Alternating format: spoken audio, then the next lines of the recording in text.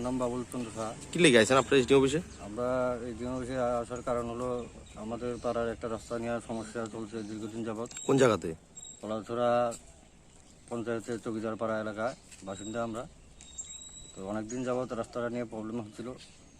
যে রাস্তা সরকারিভাবে করা হয়েছিল সেই রাস্তার উপর ধরেন্দ্র ত্রিপুরা নামে এক কর্মচারী বেআইনিভাবে রাস্তার উপর বেড়া দিয়ে ব্লক করে দিয়েছে, যার ফলে আমরা আমাদের এলাকাতে গাড়ি ঢোকা নিয়ে অস্বাভাবিক অসুবিধায় পড়তে হয়েছে। তো এর মধ্যে আমরাও বেনিফিশিয়ারি আসি প্রায় 6-7 জন। এনারা কেউ এখন পর্যন্ত একটা ইট বালি পর্যন্ত নেওয়ার মতন সুবিধা হচ্ছে না।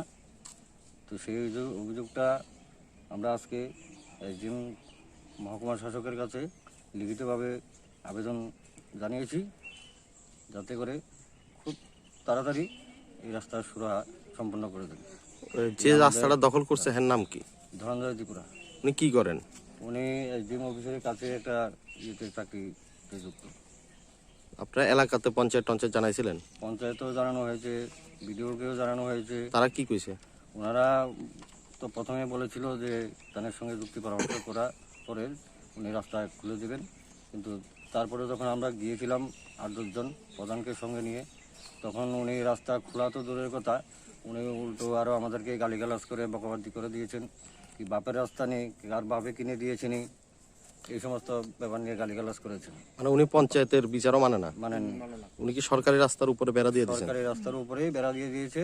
যেখানে 13 ফুট কত ইঞ্চি রাস্তা মাপ পাওয়া গিয়েছে, সেখানে উনি এখন 3-4 ফুটের মতন রাস্তাটা নিজের বাড়ির সীমানা দিয়ে দলি দিয়ে আটকে দিয়েছে, যাতে একটা গাড়ি ওদিকে আসা যাওয়া করতে না পারে।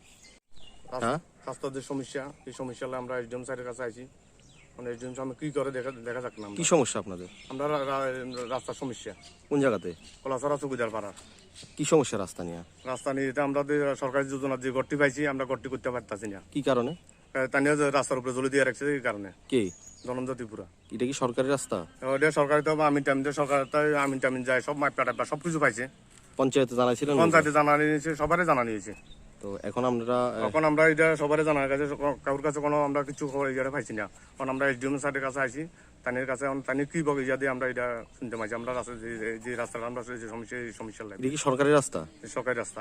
সরকারি রাস্তার হচ্ছে কে জ্বলে দিছে? ধনঞ্জ ত্রিপুরা। তাই কি করে? তানি একটা এসডিএম অফিসে চাকরি করে।